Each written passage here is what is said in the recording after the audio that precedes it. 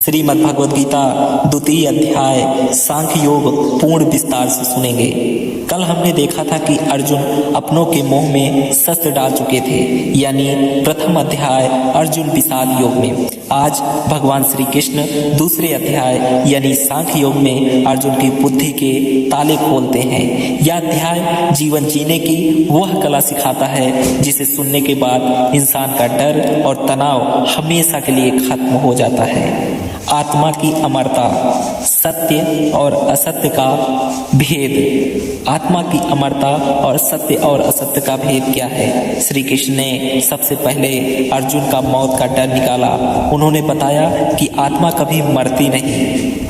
उदाहरण के तौर पर जैसे हम पुराने और फटे कपड़े उतारकर नए पहनते हैं, वैसे ही आत्मा एक शरीर छोड़कर दूसरे शरीर धारण करती है। इसे पुराने मकान की तरह समझिए। जब खपरेल का घर पुराना होकर चूने लगता है तो हम उसे छोड़कर पक्के मकान में चले जाते हैं। घर बदलने से रहने वाला इंसान नहीं मरता। गहरी बात क्या? आत्मा को न शस्त्र काट सकते हैं, न आग जला सकती है, न पानी भिगो सकता है और न ही हवा सुखा सकती है। जो सत्य है, आत्मा है, उसका कभी विनाश नहीं होता, और जो असत्य है, शरीर है, वह कभी टिकता नहीं। इसलिए शरीर के मिटने पर शोक करना अज्ञानता है। स्वधर्म आपका असली काम और जिम्मेदारी है।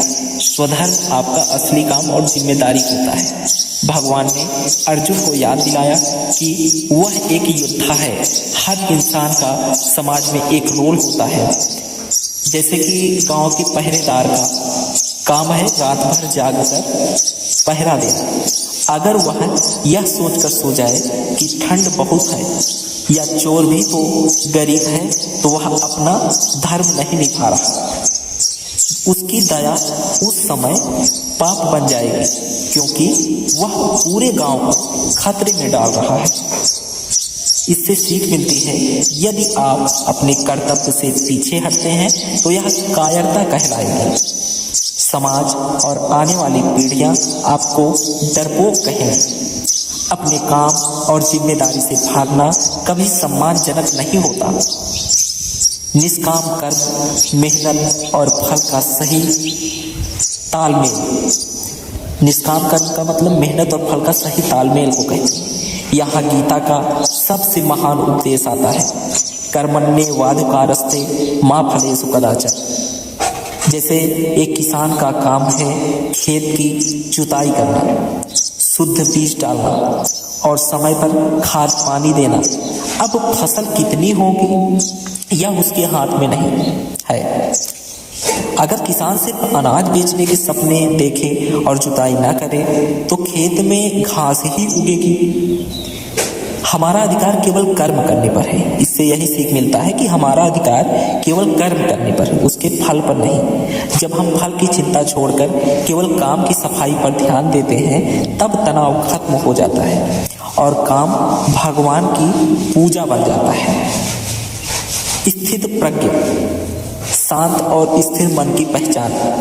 ये स्थित प्रज्ञा है, शांत और स्थिर मन की पहचान है। अर्जुन ने पूछा कि वह व्यक्ति कैसा होता है जो हर हाल में खुश रहता है। भगवान ने उसे स्थित प्रज्ञ कहा। स्थित प्रज्ञ कहा जैसे कि कछुआ और तालाब का एक उदाहरण आपको समझाते हैं। जैसे तालाब के किनारे चलता कछुआ खतरा देखते ही अपने अंगों को अपनी सख्त ढाल के अंदर समेट लेता है, वैसे ही समझदार व्यक्ति अपनी इंद्रियों को वश में रखता है। वह दूसरों की बुराई, फालतू की बातों और लोभ लालच से खुद को बचा कर रखता है। सीख क्या मिलती है? ऐसा व्यक्ति सुख में बहुत उत्साहित नहीं होता और दुख में टूटता नहीं। वह राग, मोह और द्वेष यानी नफरत से मुक्त होकर शांति से जीता है। जैसे गहरा समुद्र ऊपर की लहरों से नहीं हिलता, वैसे ही उसका मन होता है। दुखों का कारण, इच्छाओं का जाल। दुखों का कारण क्या है? इच्छाओं का जाल होता है। भगवान ने समझाया कि इंसान दुखी क्यों होता है। जब हम किसी चीज के बारे में बार बार सोचते हैं तो उससे मोह हो जाता है। मोह से इच्छा पैदा होती है और जब इच्छा पूरी नहीं होती तो क्रोध आता है। क्रोध से बुद्धि काम करना बंद कर देती है और इंसान अपना ही नुकसान कर बैठता है। अपनी इच्छाओं को काबू में रखना ही सुखी होने का एकमात्र रास्ता है। निष्कर्ष क्या निकलता है इस अध्याय से? दूसरा अध्याय हमें सिखाता है कि जीवन एक युद्ध है और हमें इससे भागना नहीं है। जैसे शुद्ध मसालों से शरीर बलवान होता है, वैसे ही गीता के इन विचारों से मन बलवान होता है। जब आप फल की चिंता छोड़कर अपना काम सत्य के मार्ग पर चलकर करते हैं तो परमात्मा स्वयं आपकी रक्षा करते हैं। वीडियो के अंत में आप यह कह सकते हैं भाइयों और बहनों, अगर हम यह समझ लें कि हम सिर्फ शरीर नहीं अमर आत्मा है तो हमारा आधा दुख तो वैसे ही खत्म हो जाएगा। कल हम तीसरे अध्याय कर्म योग पर बात करेंगे, जहां भगवान बताएंगे कि कर्म की पूजा कैसे है। तो अगले अध्याय के लिए हमारे फेसबुक आईडी को आप लोग फॉलो कर लीजिए।